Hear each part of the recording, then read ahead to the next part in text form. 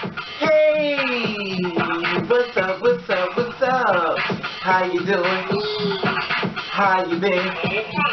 What's going on? What's good? How you getting it in? Body getting the fuzzy.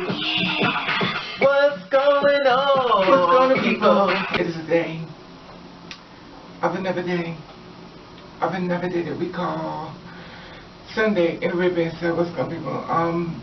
You gotta forgive me for this video today. I'm kind of out of it, you know, in reference to Mia Henderson as far as her murder now. I'm giving you an update in reference to what happened, you know, in case you forgot about the whole case and stuff, and this happened in 2014.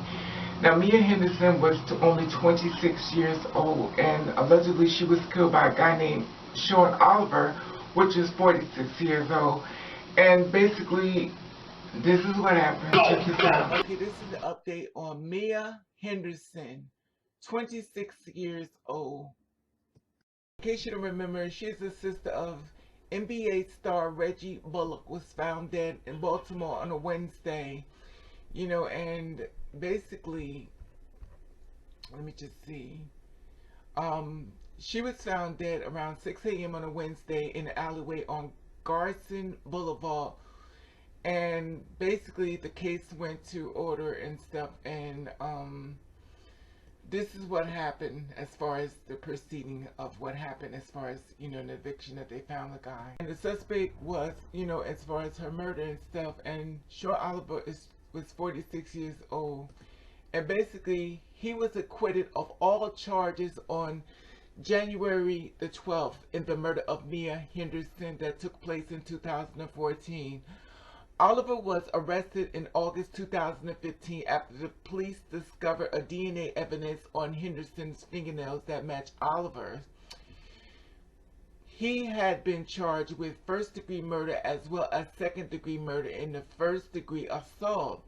In an opening argument in court on Tuesday, public offender Isabel Lippman, according to the Baltimore Sun, blasted the state case, saying that Oliver had consensual sex with Henderson the night before she was found dead, and then drove back to Hagerstown. She said that the phone record showed Oliver's phone in Hagerstown while Henderson was still alive. Assistant State Attorney Charles Fitzpatrick said that the time that the death was unknown. Henderson's body was found on July the 16th, 2014, just before 6 a.m. in the alleyway of 3400 block of Piedmont Avenue near Ashburton in Northwest Baltimore. Police allege that Oliver, a Hagman man, stabbed Mia, 26, in the chest and arm in the back, according to the charges of the document, which was NBA star sister Reggie Bullock. The murder came just 6 weeks after the murder of another Baltimore transgender woman, Candy Hall, whose body was discovered as well. Basically, this is as a process. What we do guarantee is to work tirelessly to bring forth the strongest case possible, she said. The acquitted was hard for members of the Baltimore transgender community to take. The defense against was layered over cultural bias against the trans community. Ava Riptone, executive director of the Baltimore Transgender Allowance, told The Blade there was bias in the defense attorney, the jury, and the lack of code of conduct for officers of the court. The message: you can kill a trans person in this city and walk away. Our hearts go out to Mia's family. Oliver, with a long criminal history, is currently in custody, serving 10-year sentence after pleading guilty of drug charges in Washington County. 12, 2017. So basically, even though she had DNA on her nails that she basically fought back, he was acquitted of the charges, saying that he didn't basically do it. And, you know, justice is blind, and clearly I am just lost for words. I'm just lost for words. Even when we fight back and we show evidence under her fingernails that match Oliver, they said it's acquitted. Signs are all there. There are nails, skin under her nails that match him. But he gets to walk away from this crime, but he's still in jail as far as during the time. And someone else put down here, not saying that I understand the details of this case, but he was definitely guilty of killing another person, by the court said it was allowed. Interesting lack of code of conduct from the officers in the court. It is just an insult to the injury. You know, all I can say is rest in peace, Mia. Rest in peace, my sister. I had a brother, Reggie Bullock. Now, he's a basketball player, and allegedly he's just 25 years old with a salary of $1.25 million. He's currently teaming the Pistons in draft 2013. Okay. Now, if someone killed someone in my family, I don't care if I got along with their lifestyle or I didn't agree with what they did, I would appeal this and we would go back to court. Because with me, I don't know the relationship as far as, you know, sister and brother, whatever the case may be, whether he didn't like her lifestyle, what case may be. But it's a different thing as arguing with your sisters or brothers, the case may be, and someone's killing them. Now, to me, I would feel as though if it was my sister and someone killed her and I had $1.something million, some of that money would be used to fight back for my sister. I wouldn't let her lay in the ground knowing that someone walked away and my sister gave DNA evidence of what happened. I would not let my sister lay in that ground like that when I knew she fought back. And knowing this information, her speaking to me through the grave saying, look, my brother, I fought back. Help me. I would help my sister. I wouldn't care if I didn't like the lifestyle, whatever the case may be. You know, I wouldn't care. And I read the tweets of calling her your brother. I get it. Okay, that's all well and good. That's the way you feel. I'm not going to stop what you feel as far as that. But murder is not an option. Especially if my sister sat up there and gave me evidence to fight for me. You may not have honored her as far as her lifestyle, what she was in her life, but in her death, you could say, well, you know what? I got them back for you. I got them back for you. Just my opinion. Just my opinion. Okay, you see that? You know, all I can say is rest in peace, Mia. You know, I'm just lost for words. I'm lost for words only because Mia is me.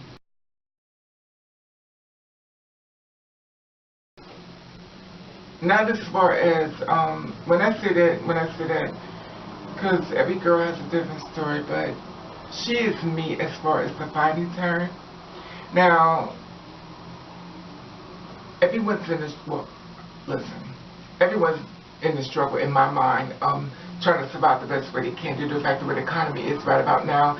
And if you are not a transgender person or a transgender woman and you don't understand the struggles, what it is like to be a trans woman, please don't give comments in reference to our lives and what happens to us and stuff, because at the end of the day, when it comes time for us to fill out jobs and stuff like that, and we need to get these jobs and start working, we're not appreciated as far as even looked at as far as being realistic as what we're trying to do as far as moving forward within our life.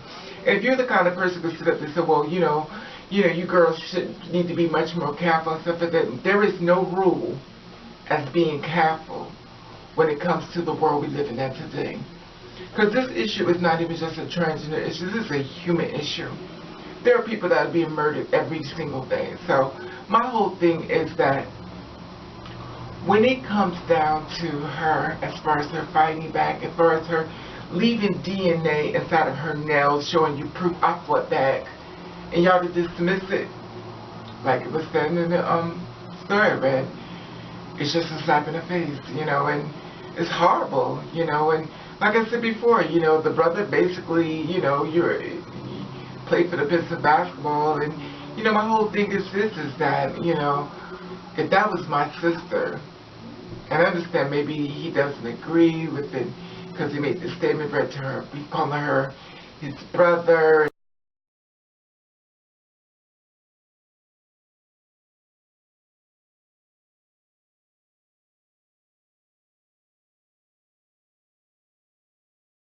And all this kind of stuff like that, and you know, and I don't want to go into that because family is family, and I'm not touching that as far as that, because that's their thing, and I have my own problems within my own, so I'll be the last one to tell someone how to do things within their family.